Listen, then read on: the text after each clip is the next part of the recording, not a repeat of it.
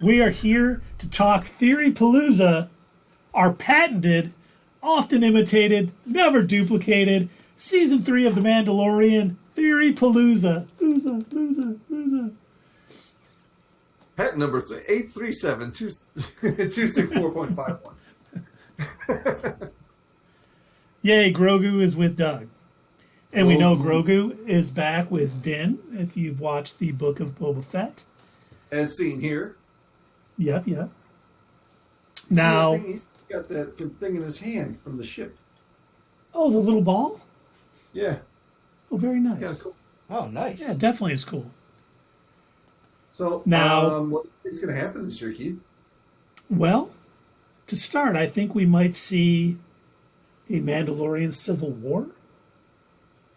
Because from what it looks like, there are clans rallying behind our pal Din Djarin because he holds the Darksaber.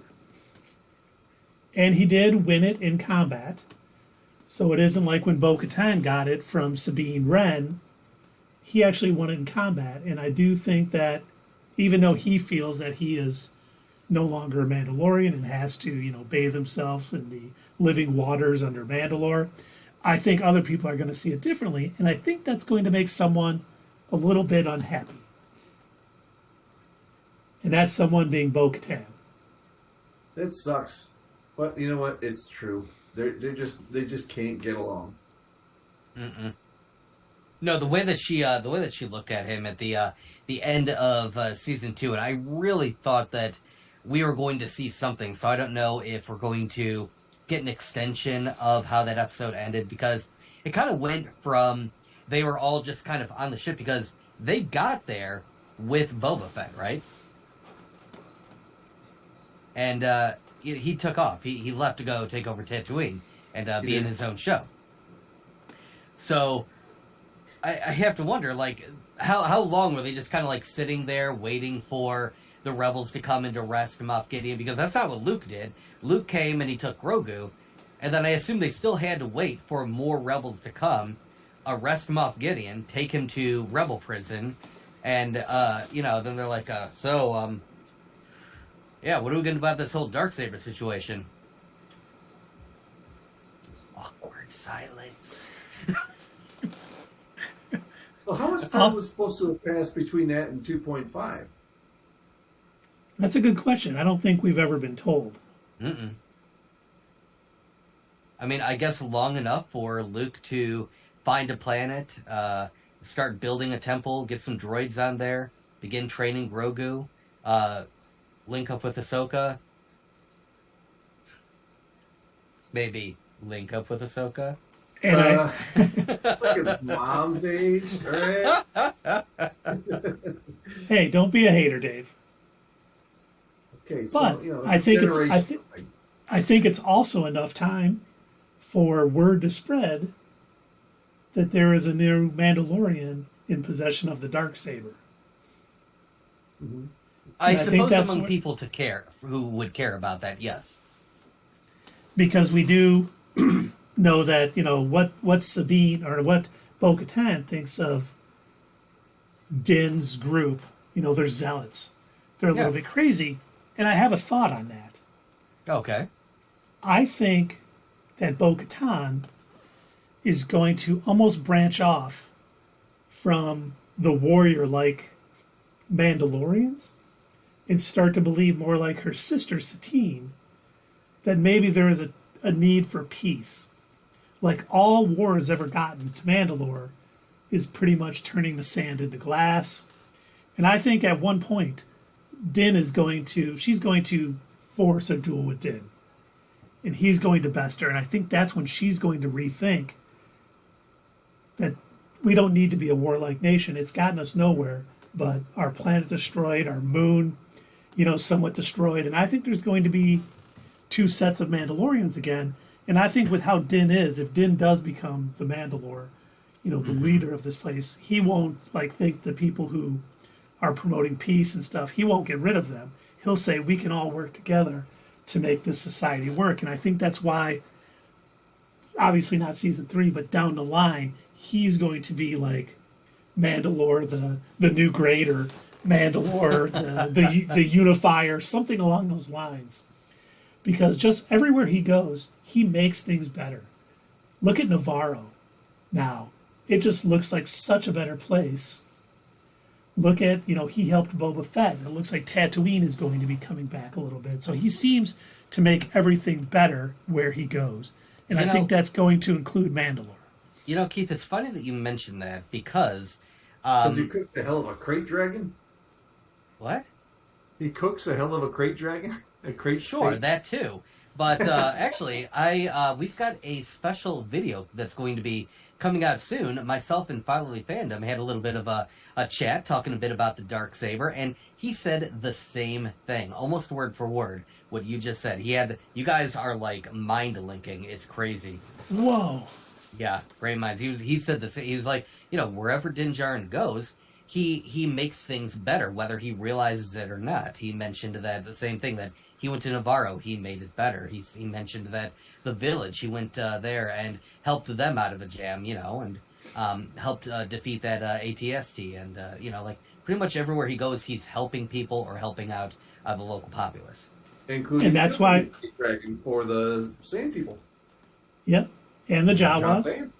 Remember, the Jawas had the skull on their sandcrawler, but right.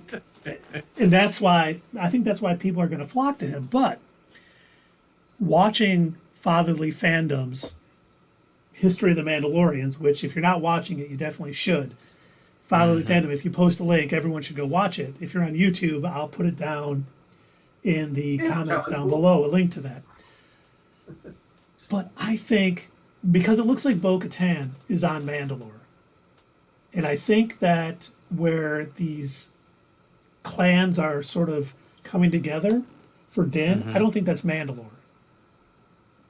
No, I don't think it is either. I think it's Malachor 5. Okay. And you may be asking, why Malachor 5, Keith? Because that is where Revan killed Mandalore the Ultimate. And this is what I got from Fatherly Fandoms. And it is basically where they thought of the Jedi and the Mandalorian really sort of, where their failures came to light.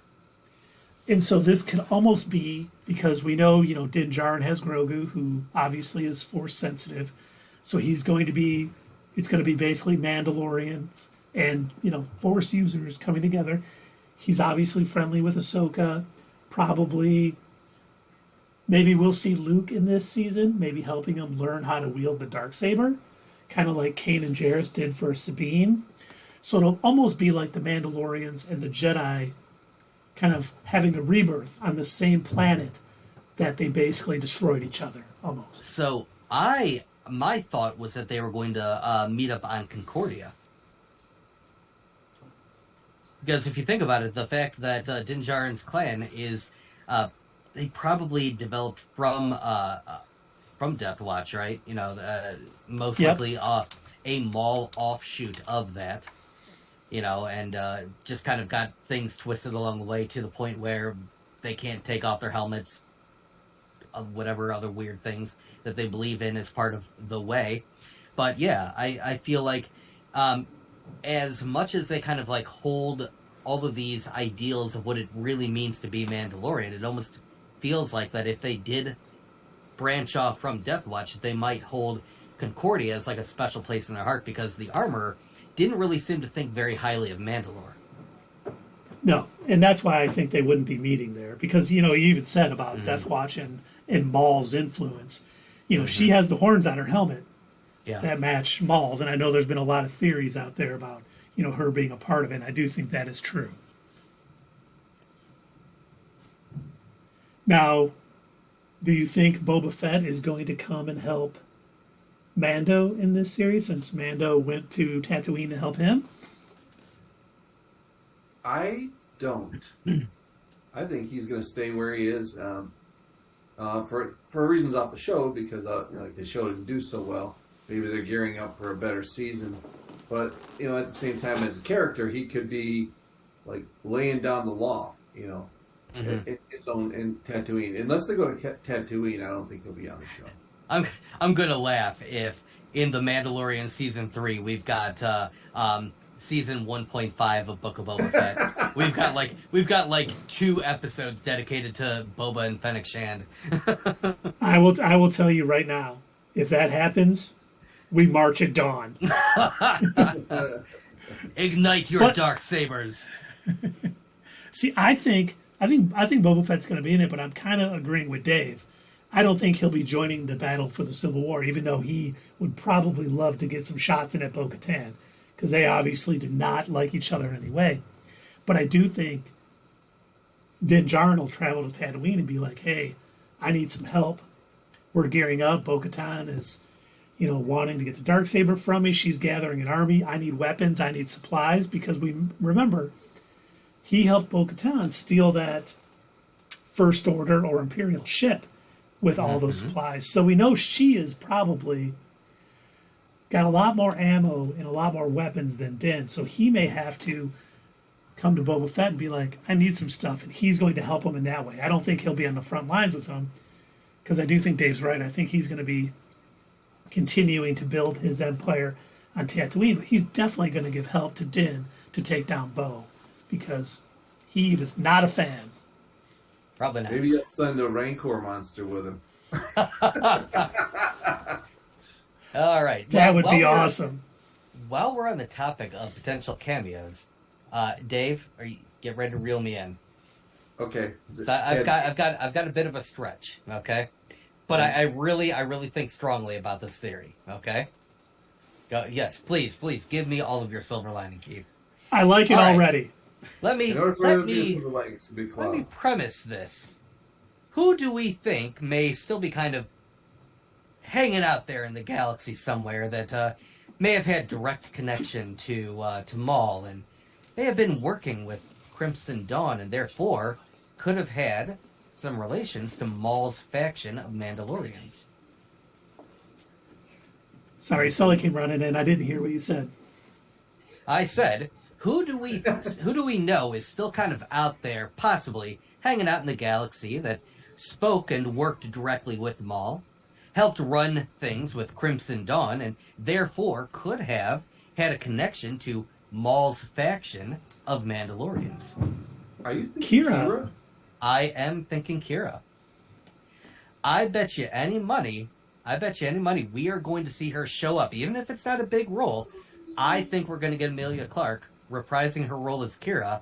And, he's reeling me in. Oh, I am. I'm reeling that in.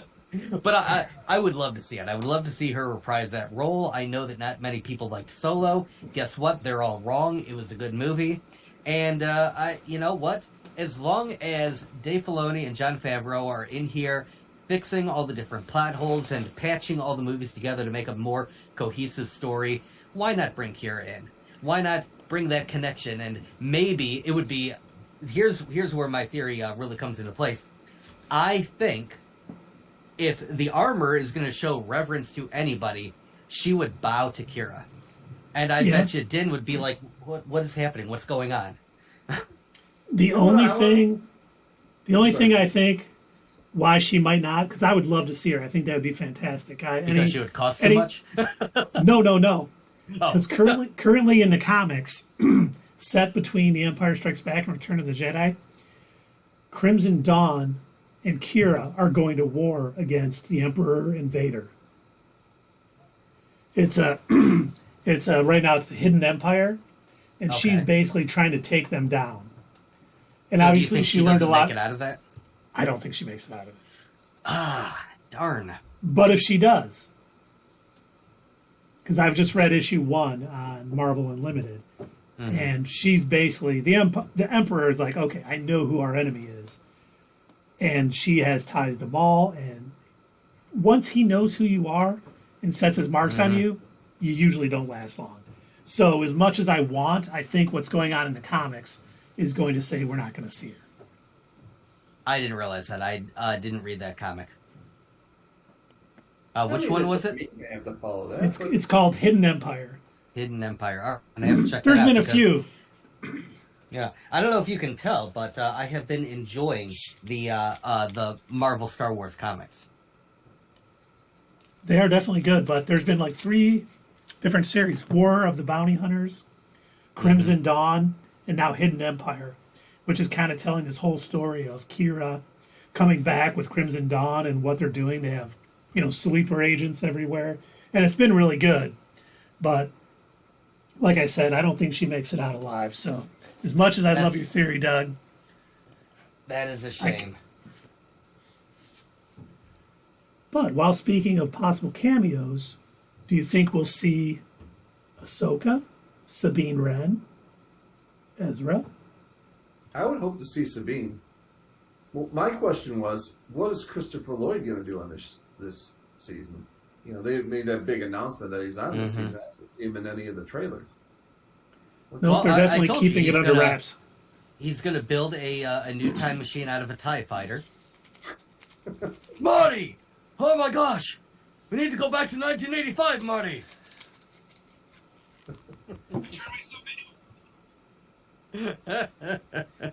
But, that's a good question. Yeah. We don't know who he's playing.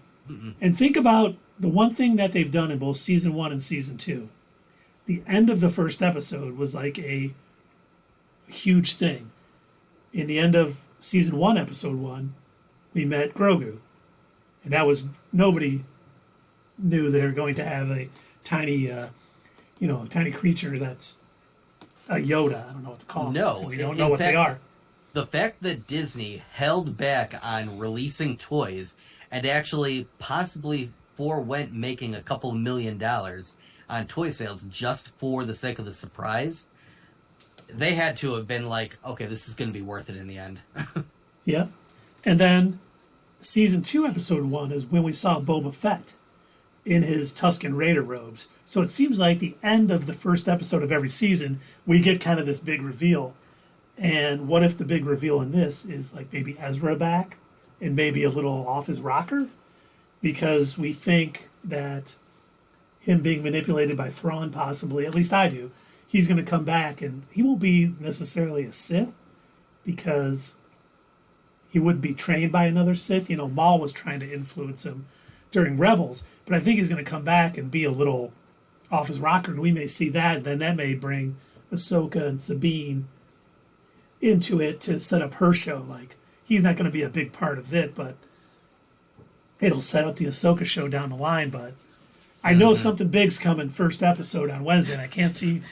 Scholarly fandom. Christopher Lloyd as Ezra. Oh, God.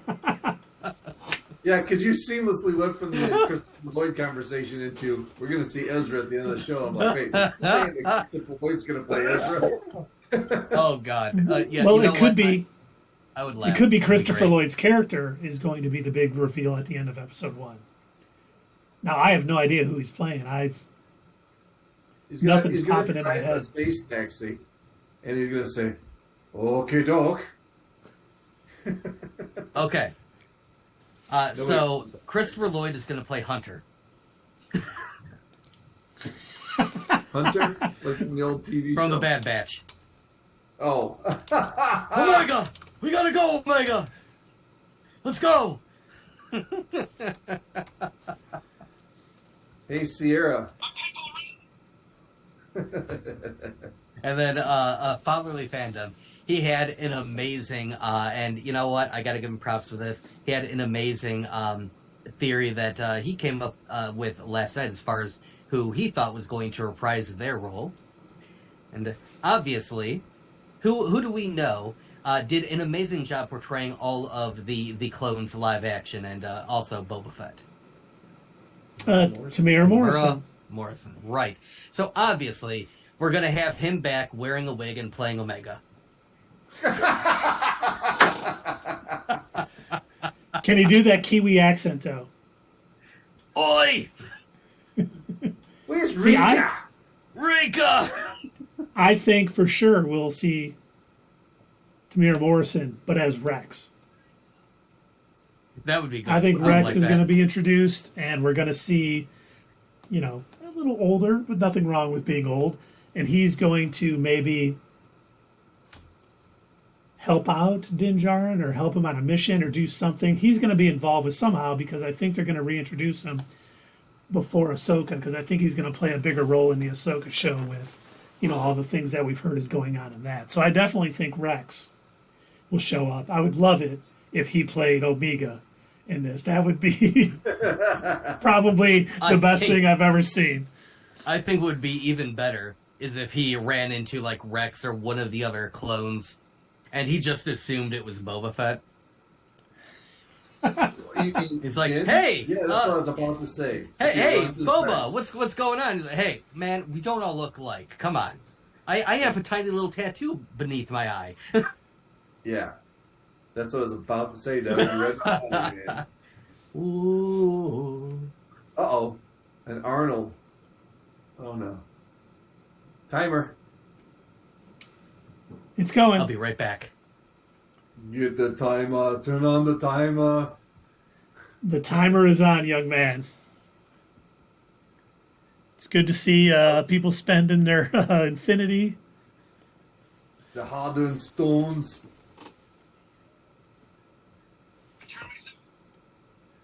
Get to the chopper. You know, we kind of been talking too, and we can talk a little bit more when Doug gets back. But if Din does end up beating Bo-Katan in some sort of face-off or a duel for the Darksaber, is she going to fall in line after that, or is she going to continue to be like a thorn in his side as he's trying to do the right thing for Mandalore and maybe Concordia? Is she going to continue? Is she going to become the villain of this? Well, you either believe in the system or you don't. I think she believes in the system. She will fall back. If something happens to Din, she will try and retake the Darksaber.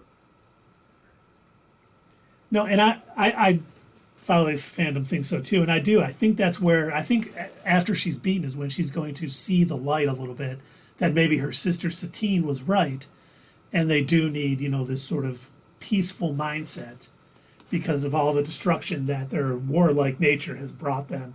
And I think we're going to see a nice little balance between what's left of the Mandalorians like Din and then the peaceful Mandalorians, and they'll be able to create a society that maybe won't constantly be attacked by the First Order, the Empire, the Jedi, the New Republic, pretty much everybody. So from the previews that you've seen, who do you think the bad guy is in this series? You think it's the conflict between Bo-Katan and Jin?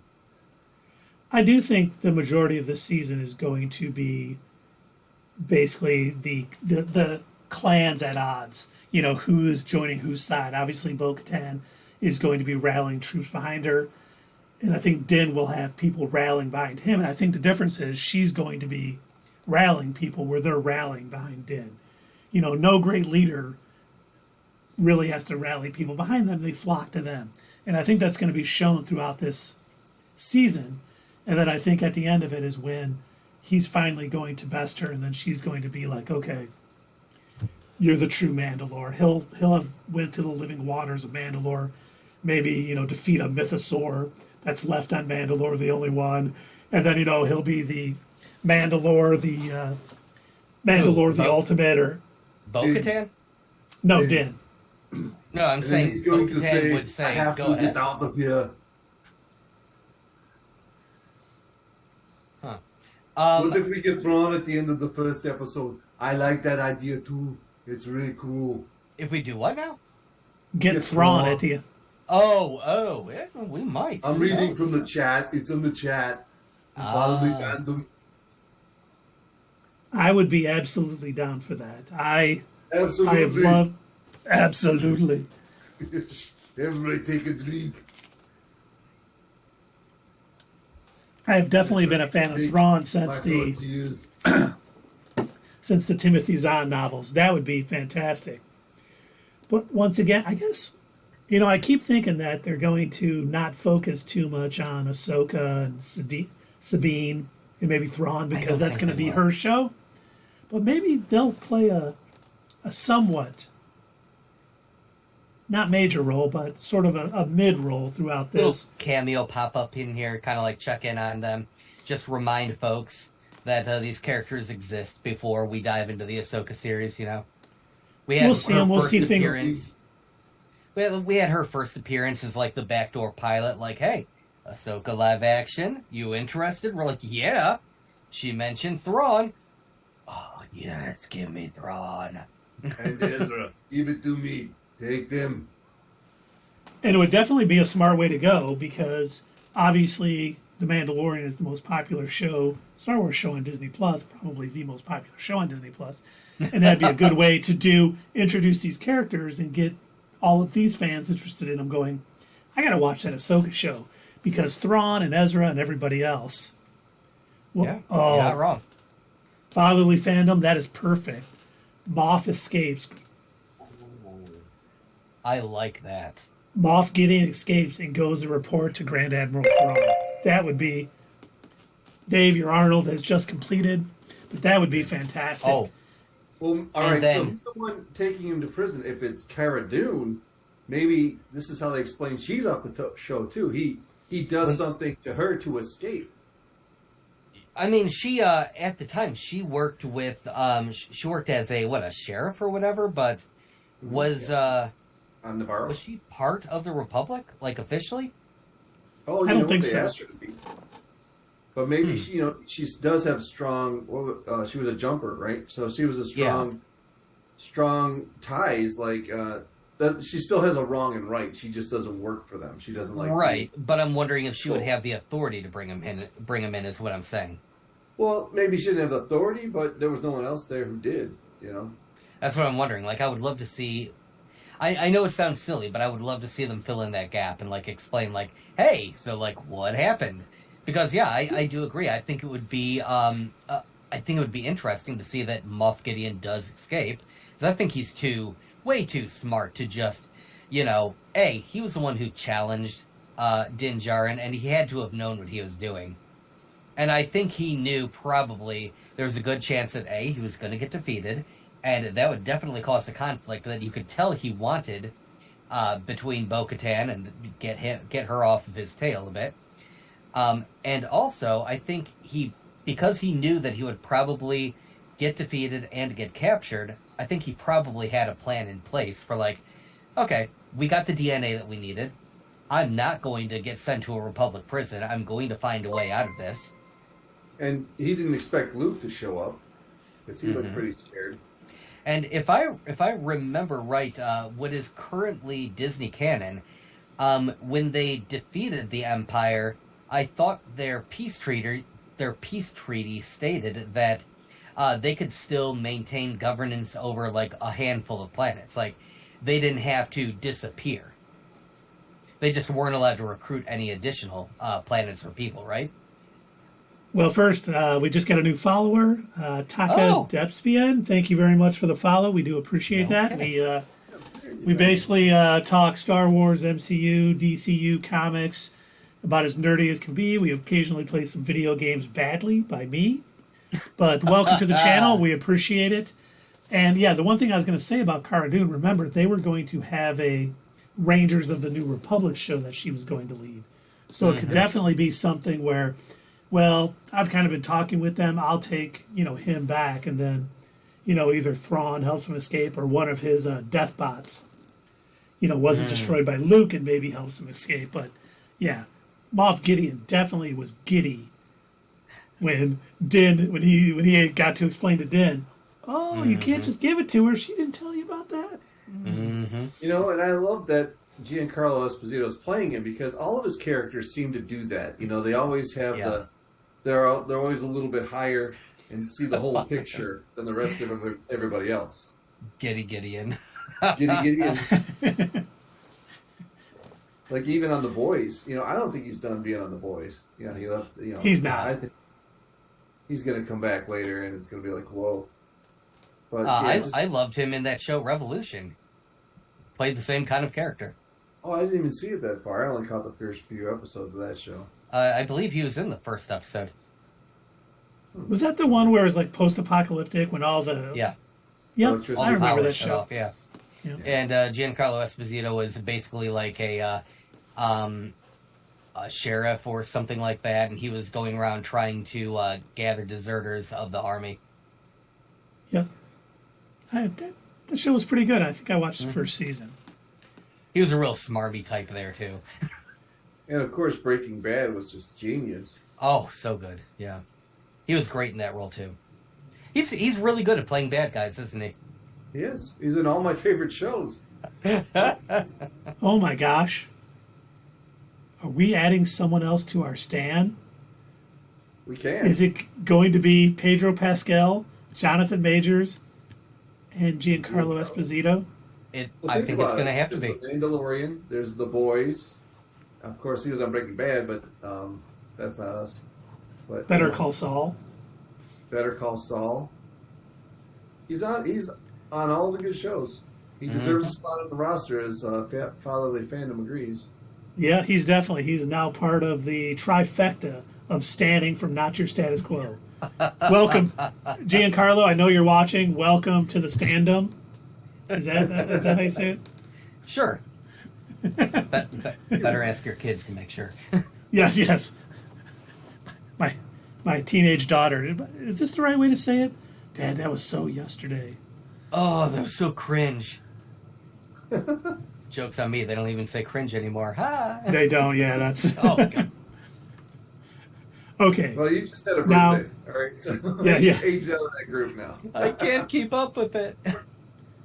Now we have to talk about the Darksaber, not only because Fatherly Fandom teamed up with our own Doug to talk about it and do a little unboxing and have some fun, which you'll be able to see on YouTube here in the next couple days, but we know that our buddy Din needs to be trained. And who do we think is going to train our favorite Mandalorian? There's a few people who could. I don't think it'll be anybody. I think he'll take whatever advice he got already, and he'll just expand on that. Unfortunately, that's what I think. What were you going to say? I didn't mean to cut you off. Keep. Oh, I didn't. I was done talking. So there's a few possibilities who it could be. It could be Luke. It could be Ahsoka. It could be Sabine. And I wonder if, because she was trained by, maybe she'll, not knowing that her and Bo are kind of lining up, maybe they meet with Ahsoka and she starts to train him a little bit with it, not knowing that, and she will be why he beats Bo-Katan later on. And it'll almost be a way to set up a character development for Sabine Wren. I'm gonna have to pump those brakes. I think we do see Sabine at all in the Mandalorian, which I don't know that if she does show up, it would even be that big of a role. But if we do see her, I do not see her flipping on Sabine Wren or on Bo-Katan. On Bo. She may not know that Bo is against him. But don't you think she would see the Darksaber in somebody else's hands and suddenly get like, you shouldn't have that. But I'm pretty sure that's somebody else. But does she know that Moff Gideon got it from Bo?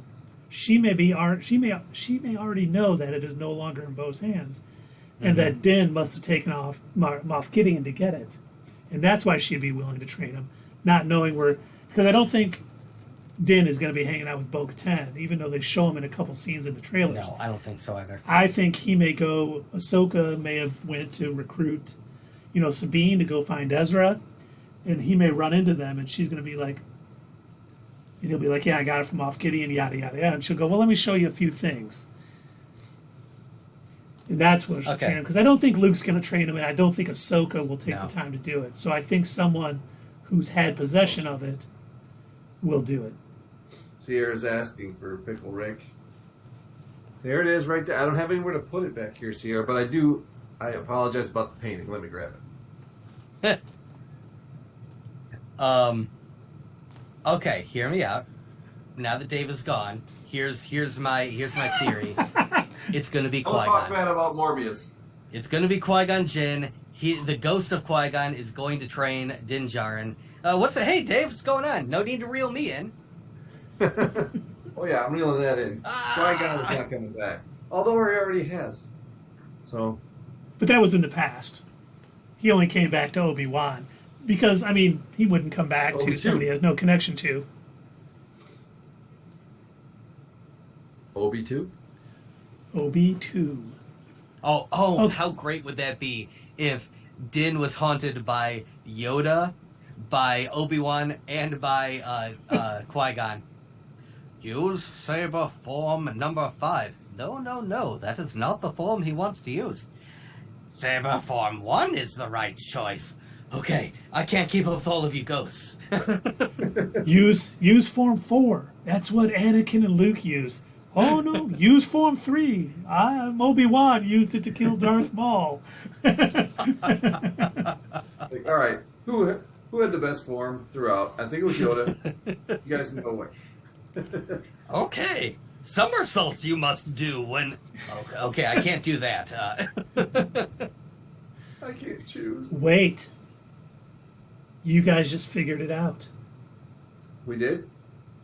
Grogu is going to defeat Din Djarin in combat and wield the Darksaber. And he's going to be flipping around. Oh, crap. That's just wrong. Here's what we didn't see when Luke dropped him off. He gave him the chainmail, but he also gave him the lightsaber too. Because Luke's just a cool guy. No, Luke didn't give it to him. He used the Force to take it when Luke he threw a stone behind Luke. He's like, "Hey, what's that?" He's like, "Zht." Yes, Mandalore the Green. Yes. He is going to be the next, and he is going to wipe out the Jedi throughout the galaxy after Rise of Skywalker. He's going to make it his mission to destroy any Skywalker in the galaxy. Don't you know there's no more Jedi? I've got a theory. The final episode of The Mandalorian is going to be set. The very end of it is going to be set. It'll say, you'll see a little screen, it'll say 200 years later. And we're going to see Grogu with a whole bunch of piercings and jewelry, and he's going to have a Mando helmet kind of tilted to the side, and he's going to be sitting on the throne with the Darksaber in one hand, and all of the Mandalorians bowing to him. That would be Wait, the end of season 3 or the end of The Mandalorian? The end of the series. That's going to be the final scene, and then he's going to use the Force to lift the skull of his enemy. That is going to be awesome. He's just smoking weed at the same time. Sure. Space weed. Yeah, space weed, man. You get it from Space Boston. Just ask Mayfield. Right. Like them. But that would be great if it did. But, Jon Favreau, I don't know if you guys saw this.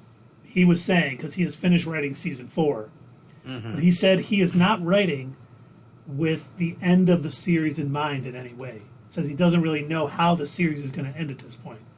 Really? So I think he's still kind of going with it, which I was kind of shocked, because I thought for sure he would have it all mapped out in his head, like, here's our end point. Oh, I figured I'm going to write to there. But he's claiming he doesn't. Whether that's true or not, I don't know. Now, I wonder if that's because he needs to keep in mind all of the other potential movies and series that are going to be coming out. So he needs to, leave a little bit of room so he knows, okay, what am I going to have to fix next?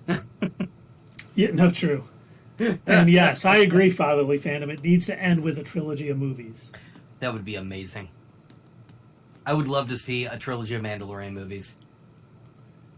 I would be we'd be day one anyway, but I would definitely be, as long as Jon Favreau is writing them and everything. Imagine Bryce Dallas Howard if they to direct. tripled that budget. Oh, you're free from the volume, boys. They had the Skywalker saga. This could be the Djarin saga.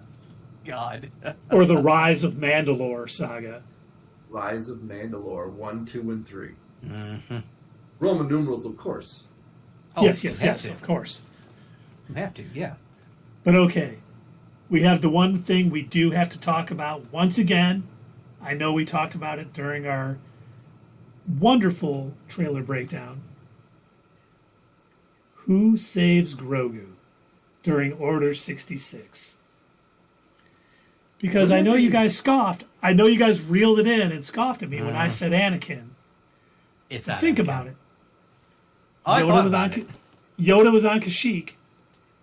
Obi-Wan was on, what was that, Utopia, or where he fought, where Grievous. Cody tried to murder him. Yeah, Grievous, and Anakin was in the Jedi Temple, already murdering younglings. Ahsoka was flying back from Mandalore. Mace Windu is most likely dead. And the more I think about it, the more I think Anakin is the one who takes him, because it makes no other sense. If an actual Jedi took Grogu, why did it go black after he took him? Why does he not remember? It has to be somebody who wants to turn him to the dark side or do bad things to him. Because if it was a regular Jedi, they would be training him and trying to, build him up. He wouldn't have a loss of memory.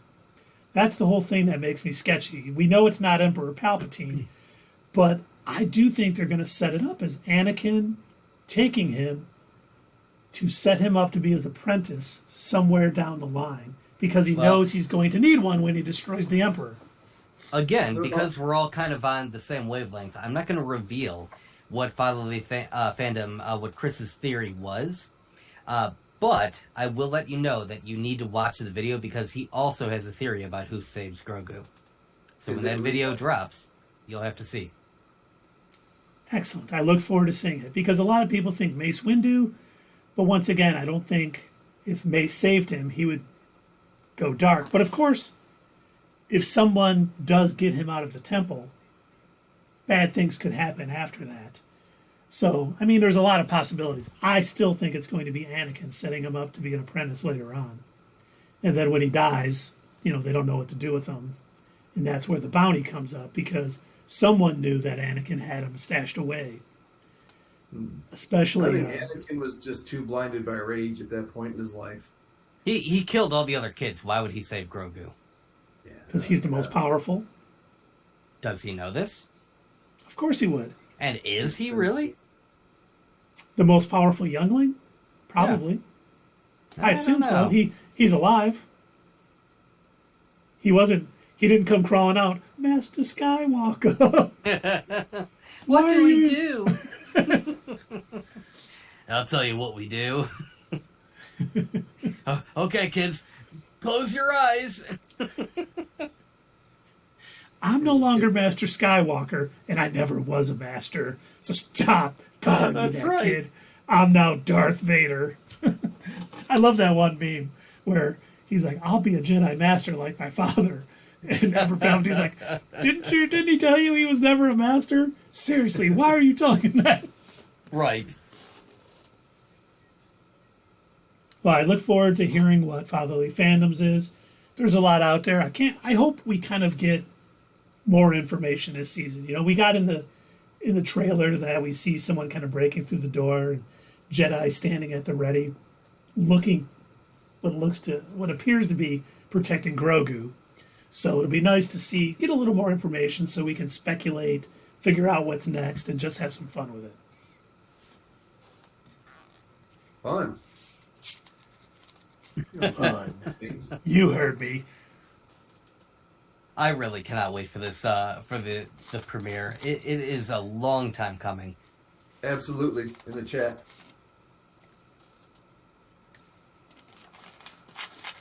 And now out. But yeah, I was saying last night, I cannot believe it's so hard to believe that the last time we saw an official episode of The Mandalorian was 2020. Channel points were just... Wow. Yeah, I was thinking the same thing. It's been so long since we got that amazing Luke cameo in episode 16. Mm-hmm. Man, Wednesday, it's going to drag, seriously. Today until Wednesday morning, when I get up early to watch it, it's probably going to seem like about 8 years. The old days before I had this set, and I was trying to prop up a bunch of stuff behind me so it didn't look so messy, and I had a shelf haphazardly, and it's so bad. Trying to record off of my laptop. We've come a long way. Yeah. But did you have any other theories, Doug? I don't think I really have any other theories. It's at this point, we don't have a whole lot to go off of other than the little bit of speculation that we've come up with so far. And Yeah, I think I'm kind of at the point where I'm waiting in complete anticipation for the series to drop and to see how we are 100% correct as per usual. Always. Thank Even you, if our Fatherly Fandom. predictions contradict each other, they're still right. It's still right. Yes. Fatherly Fandom said I went back and watched all those episodes. You guys were good even then. Well, thank you very much. We do try to get better all the time, so it's good that we're building on something good. Hopefully, we continue to get better and better until we end up taking over the world with our coach, some friend channels, and we will rule it all. We will take down the new rock stars and the screen crushes of the world, and we will be the rule of two. Wait. What? Two Which one of channels, us not is- two people. Oh. I thought we were going to have to fight, and one of us would be the master, but then who would be the apprentice? Or is it like a Joker thing where you snap the pool? Oh my god, he's got the dark saber. You can lose. This You thing gotta is watch really out for heavy. You're not using it right. No, I'm fighting it. I've already cut my leg off. No, I'm hoping to get some spider legs like Maul. Oh, that would be awesome. Flesh wound. Oh my god, that just reminded me. Even though it seemed like the Emperor killed him in the Clone Wars, Maul's brother is coming back in season 3 of The Mandalore. Press. Yes. He was been working at a Chick-fil-A. Savage Opress! Get in here and make that chicken! And he's going to be clear. Listen here, Death Watch. I'm Maul's brother, and I've come to run things. He said he wanted me to run Death Watch and Mandalore, so give it up. Okay. Hey, this guy checks out. Sure. He's got He's got the horns. horns and stuff. That's all we need, really. We're simple. Savage, your skills are needed for a job.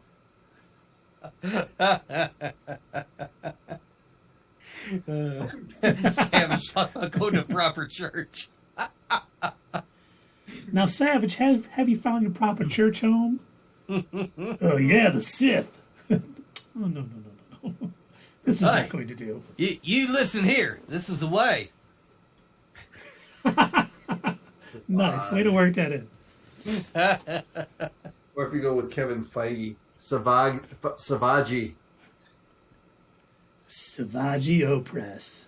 Now, who do you think taught them that line and gave them their little creed where they have to repeat? Have you ever removed your helmet? No. And then whatever the rest of it is, I don't remember because I'm terrible and my brain is damaged. That's a good question. I'm sure I we're would going love to see a flashback, and it's Savage Opress. But no, I think it's probably like Maul, granting them, and when I leave you, this will be your way. This is the way.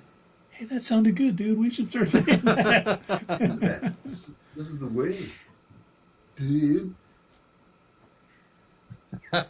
He's a convert. God. Will you convert? No. Sorry, little history of the world part 1 there. But I think we should go into tangent time just for a minute, unless you guys have any more sort of theories you want to talk about. Because a rumor dropped today Ooh.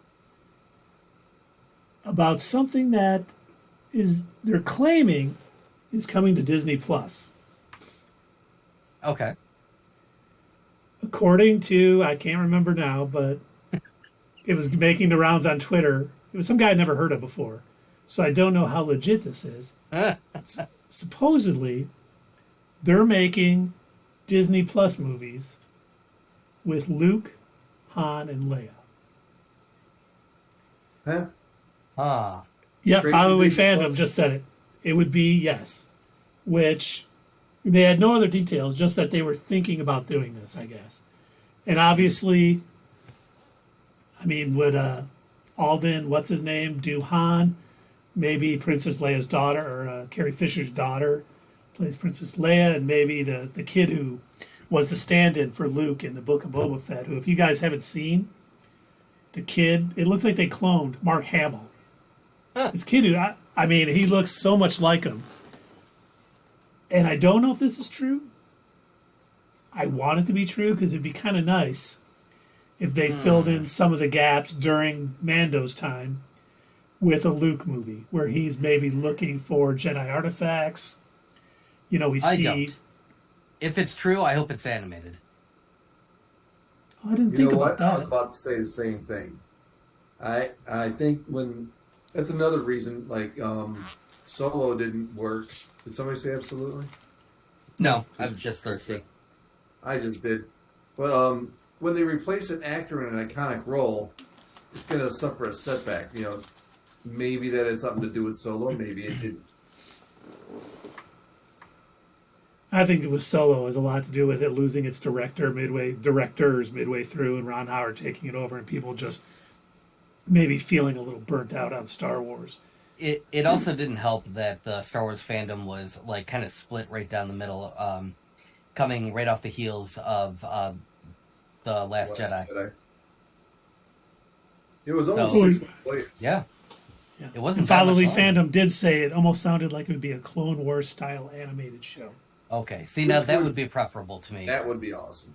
Yeah, And the thing is, the Marvel comics, which had been taking place, you know, I think Marvel has done a pretty good job. Like the first run of the comics were set between A New Hope and Empire Strikes Back.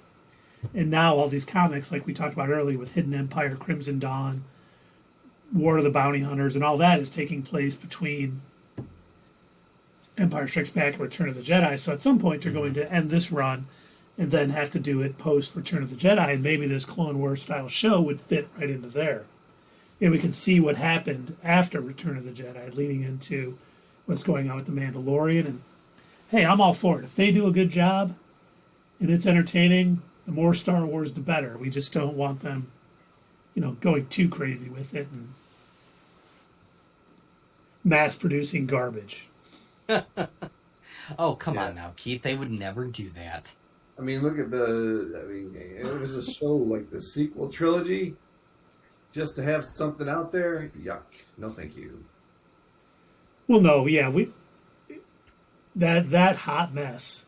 If they ever, I am hopeful that Lucasfilm has learned their lesson, and if they are going to make something, have a plan in place instead of just saying, "Well, we got to do something, so let's just run some stuff out there." Well, bring in different directors, do whatever you want. You've got full control of the movie, and then it just turns into what we got with The Rise of Skywalker to end it. Yeah, we never need that again. Definitely an outline, Fatherly Fandom, 100%. You know, it's funny that you mentioned that because I ended up reading an article a couple of weeks ago that stated that after A Force Awakens, they did come up with an outline for the next two movies. They didn't follow them, No. but they did have an outline that they were going to be working off, but then it passed on from writer to writer to writer, edits here, edits there, changes there. And when you go back and you look at the idea, the story idea that they had for the original version of what ended up becoming Rise of Skywalker, completely different movie. Yeah, the That's script what that you need a Kevin Feige type in charge. That's what you need. They didn't have one. They passed it between JJ and Mm-hmm. Keith likes to say Rianne Johnson. And you know that Rian made it Johnson. sloppy. It made it sloppy. well, and if you've ever read Colin Tavaria, the guy who did Jurassic World, his script for Rise of Skywalker, which wasn't called Rise of Skywalker, was much better than what we got. I think And for so, some too, reason, Lucasfilm let him go. So, yes, I would have liked. Yeah, Duel of the Fates. Yep, I would Yep. have much rather seen that movie Oh, than same. what we got. I think the only thing that I didn't care for in that script is I think they were still sticking with the whole Kylo Ren redemption thing. I don't think they should have. I still stick to that to this day. I don't think you need to do that in every Star Wars movie. You don't need to have the dark side person have a redemption. Yeah. Maybe this one time we go back to that one line that Obi-Wan uttered in The Empire Strikes Back, where he says, then the Empire truly has won. When Luke was like, hey, I need to go and help my friends. And Obi-Wan's like, no, the Jedi have no friends. Fuck you, Luke. Well, remember, there are a few Sith who didn't turn from the dark side. The Emperor, Maul, But it's like, Darth Bane. But you're right. Someone... If they wanted to do that, they didn't roll the story correctly. They just, Right. it seemed like it just kind of popped up at the end. You know what I mean? Mm-hmm. No, it would have been nice seeing like Kylo Ren leading the Knights of Ren, like against, as a powerhouse, because obviously Sierra. I want more of a story based on the Red Sith guy. Who's the Red Does Sith she guy? mean Maul? Does she mean Maul? Yeah, I think so. Okay. But Maul died in Rebels here. Okay, Yeah, yeah, she's yeah. talking about Maul with the horns. Yeah, Yeah. yeah. He got a story in the cartoon in the Clone Wars arc and Rebels, and then unfortunately Solo. got a cameo in Solo. Yeah. I mean, yeah, it'd be an interesting story to see more of Maul. Mm-hmm. But he's been in, backstory. You could go back and do a flashback type of thing. But how many times are they going to do that? With one character. You know what I mean? No, I think it would be nice to see them move past Rise of Skywalker. Maybe It would have be, some story points from the the Mandalorian and sort of this time frame, kind of key into it, and have someone new. Have a new Sith and Sith and apprentice rising to power, and like maybe they steal somebody. They turn somebody from the light side that's working with Rey, or even maybe. We may see some Force-sensitive Mandalorians being trained under, Master Grogu, and turn one of them. And no redemption arc. They just battle it to the end, and it would be nice to see. So I've got a bit of a tangent off of that, and then I'm going to circle back. But just so you guys don't think that I've gone full dementia. Have you heard what the upcoming story is supposed to be about concerning the next in the Avatar series is supposed to be? The Fire People? Sort of, kind of. But, have you heard about the proposed plot? Wait, are you talking Avatar as in James Cameron, or Avatar like Aang? Avatar The Last Airbender. Sorry, I should have okay. specified that. I did hear something about an Earthbender is going to be the next, Avatar. Yep. It was going to be, I think, a movie first, and then they're going to have a cartoon series on it or something. Mm-hmm. But yeah, so Legend of Korra was set in kind of like approximate, if you're trying to compare it to our world, like the 1920s America, right? So technology is starting to come out. People have cars. They're using electricity. They've got radios. And, there's less of an overall connection and a reliance on, the spiritual nature of things. When they use bending, it's like an everyday kind of normal thing in order to produce electricity or whatever. Like, it's not seen as anything grand and spiritual. I would like to see the next series of movies kind of treat the Force in the same way, where we kind of got hints of that, where, every now and again you'll hear somebody that's like, what's the Force? And, Han Solo, like, oh, that's just a bunch of, hocus pocus or space wizardry nonsense. And I would love to see an entire, society, an entire galaxy be like, oh, that ancient religion? Nah, there's nothing to that. That's not real. And, you've just got run-of-the-mill people that are kind of, making things float, and people are like, oh, it's probably just, magnets or whatever. They're sticking to some old ancient religion, and there's, Sith all over the place because they don't even follow the rule of two anymore. And I think that would be interesting to explore a world that is dominated by Force users, but nobody sees them as anything special. They're incredibly run-of-the-mill, and the idea of the Jedi or the Sith is just seen as like a religion that people used to practice. And the Force is like they now really dive heavily into the whole midi-chlorian science of it, and some people have it, some people don't. Well, like Ahsoka's not a Jedi or a Sith, you know. So right, but imagine if that was like the entire galaxy just saw that as like nothing. So she'd be the first one to be a gray whatever. I don't even know what. Where would the drama be in that world, though, Doug? Everyone's just using it for mundane things. It's like, hey, the pizza guy's hovering this pizza crust. See, that's just it. That's where we start diving a little bit into what George Lucas loved the most about doing in Star Wars, the overall politics of it, right? Because now that it's very normal that you've got just generic, mundane Force users here and there, we have the one person, the one devotee to Sith and the dark side, and he is high up in politics, even more so and easier than Palpatine. Palpatine had to orchestrate an entire civil war and everything in order to get to his place, but now we've got, Grand Chancellor so-and-so who's using the Force in front of everybody, and he secretly has like 12 different apprentices, and and then wait, he's boom. breaking the rule of two also? Oh, absolutely. Nope, he said absolutely.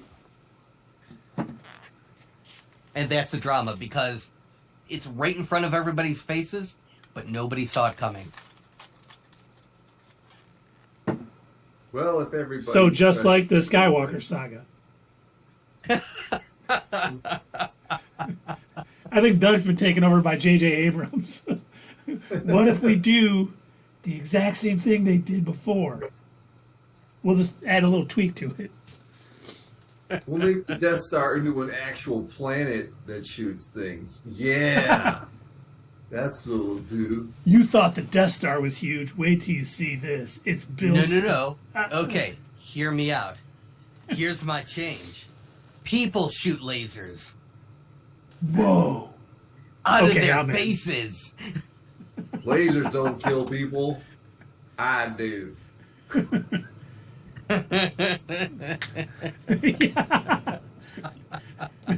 Damn right, Fatherly Fandom. That's right. I'm pleased to announce that I am the next director of the next Star Wars trilogy. Wait, I thought Damon Lindelof was going to be writing it. Are you? Nope, it's me. It's me. I just fired Damon Lindelof. And by the way, everybody's a Skywalker. I thought Rian Johnson was doing it. No, it's me. I fired him too. Oh wow, dang. Yeah, and in fact, it's not even a trilogy anymore. You just ruined it. Thanks a lot, Keith. Now it's a quadrilogy. So there. Okay. Well, let me ask you a favor. As a friend. I got time. Yeah. People watching on YouTube or Twitch right now, don't listen to this. Can you feed us some spoilers so we can look like we're like in the know? Okay. Like I can be a scooper. Yeah. Okay. Palpatine returns. Somehow. Do you explain how? No. Box office gold! I cannot wait to see this. Yes, you get a Skywalker. You get a Skywalker. You get a Skywalker. Also, when he comes back, he's a Mandalorian. Ah! Oh, Mandalorians are popular. So I could see that would make a lot of sense. We got to think like Disney execs. You know what's popular right now? Wednesday, the Addams Family. Could we have there we go. Okay. like a Wednesday character be a Sith and a Mandalorian? And what else is popular? One of them sisters of the magic users or whatever. Could she be all of them? Can we get Jenna Ortega? Do you think she'll sign up? Yeah, I already hired her. She's Palpatine. Yes. Oh my God, this is gonna be great. She's Palpatine hyphen Skywalker. Oh my God. Yeah. This is going to break the bank. Oh, I can already imagine just the billions of dollars we'll bring in. The best thing about this whole thing is all of Doug's Oscars are going to be lined up behind him on his shelves while we're doing our podcast. Best writer, best director, best screenplay, best actor, because I'll also be acting in it too. Best adapted screenplay. I adapted my own screenplay for this. There you go, finally, fandom. Palpatine Skywalker Kenobi. That's a long name to put on the back of a jersey. What's your name? Jerry. What's your family name? Palpatine Skywalker Kenobi. Or PSK for short. I like that PSK. That's good. And her lightsaber is going to be purple because, you know, for everybody who hasn't seen one in a long time, you know, all the Mace Windu fans, like, obviously she has a purple lightsaber. And we find out that Windu actually means Skywalker. It does. You're right. How you leaked it. You read my script. Oh, I did. I'm sorry. I wanted to look like I was in the know. Instead, you revealed things that weren't going to be revealed for years. Exactly. This was going to be in the 5th movie of my trilogy. And don't forget to hit us up at Twitter, leave a comment down below, and we will see you next time on Not Your Status Quo.